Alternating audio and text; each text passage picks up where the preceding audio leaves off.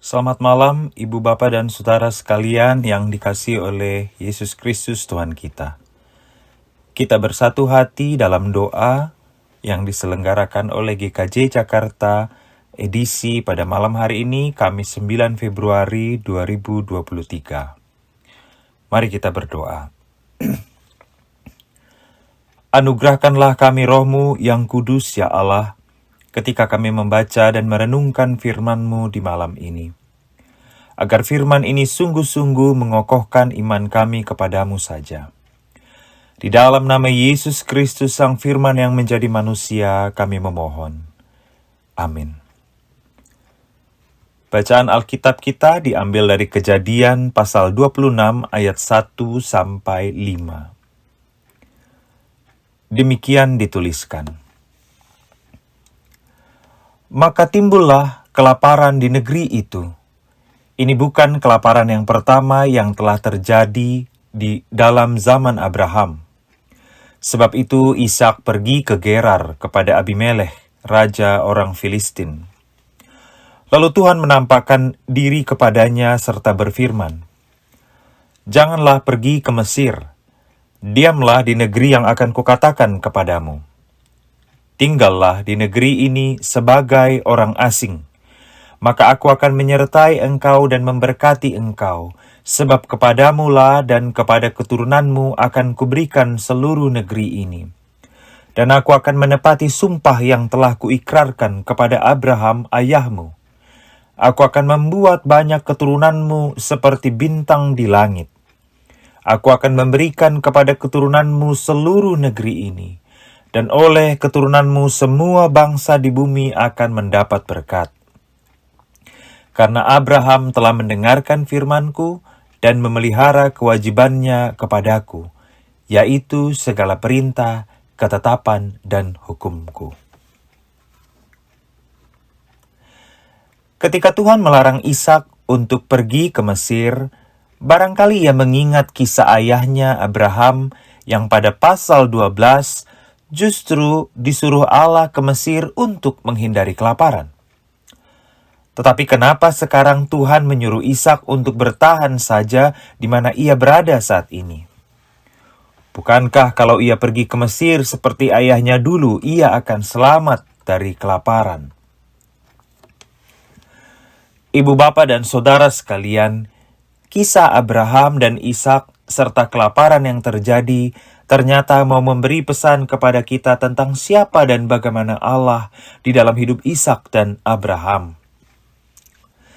Ishak boleh saja berpikiran bahwa dulu ayahnya mengungsi dan selamat dari bahaya kelaparan di Mesir. Tetapi bukan Mesir atau tempat itu yang menyelamatkan Abraham, melainkan Allah. Karena itu ketika Allah memerintahkan Ishak untuk tidak pergi ke Mesir dan bertahan di mana ia berada saat ini, Allah ingin mengatakan bahwa Aku akan berjalan di sampingmu dan aku akan bersamamu. Allah seperti sedang memastikan bahwa Ishak tidak sekadar mengikuti apa yang ayahnya dulu lakukan, melainkan menyadari bahwa dahulu ayahnya memutuskan untuk pergi karena imannya kepada Allah. Karena itu Ishak pun diminta untuk bertahan di tanah Filistin karena iman kepada Allah yang akan selalu menyertainya. Ibu, Bapak, dan Saudara sekalian punya jalan cerita hidup yang berbeda-beda. Ada banyak perubahan yang terjadi di dalam hidup kita yang barangkali membuat kita merasa asing, tidak nyaman, merasa sendirian, atau hal-hal lain yang tidak menimbulkan rasa sejahtera di dalam hati. Mungkin dahulu pasangan kita masih ada bersama dengan kita, tetapi sekarang tidak. Mungkin dahulu ruang rumah kita masih penuh dengan anggota keluarga kita, tetapi sekarang tidak. Pekerjaan atau profesi kita mungkin harus berganti karena berbagai alasan. Tempat kerja kita pun berganti, termasuk tempat tinggal kita.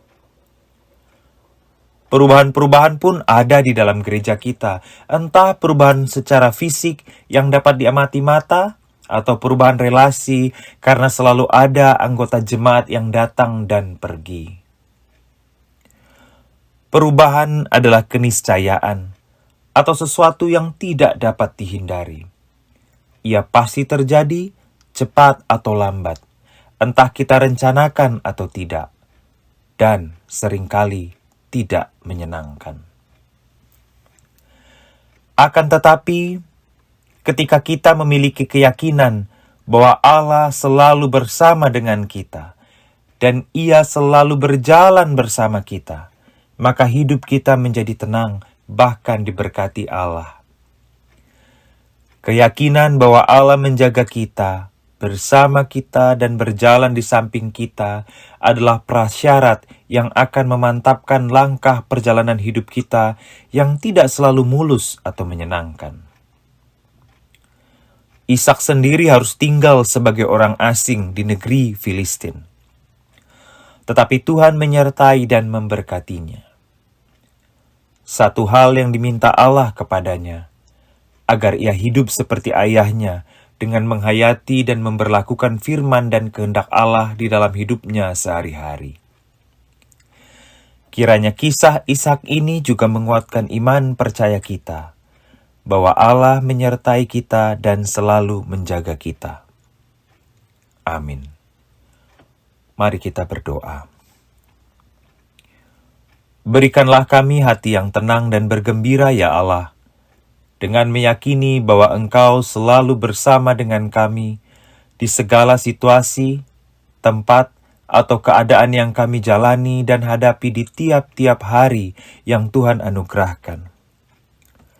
Kiranya istirahat kami di malam ini juga memberi kami kekuatan, kesegaran, dan kesejahteraan, karena Engkau selalu menyertai kami.